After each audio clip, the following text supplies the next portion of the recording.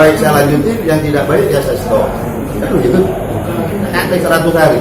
Hari ini saya sudah umumkan bahwa seluruh tidak mayu ayu minum. Jadi sampai ke sekretaris di Lubuk Linggau, tanggal 1 April taruh mobil di halaman. Karena di opnam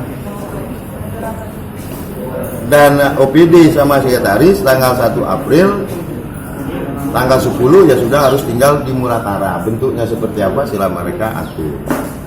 Ada yang nanya gimana kalau yang ASN yang di bawah itu apakah langsung pindah? Saya lagi mikir karena saya pemimpin. Kalau dia pindah cukup gak gajinya untuk nyewa rumah.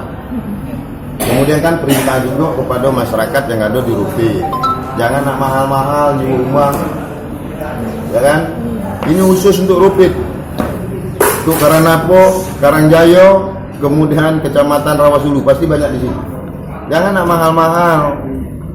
Nah kita kok mahal nih ya, lebih mahal dari Jakarta.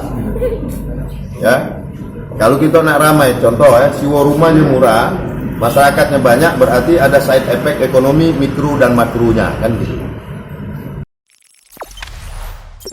Jangan lupa subscribe, share, komen, dan like ya.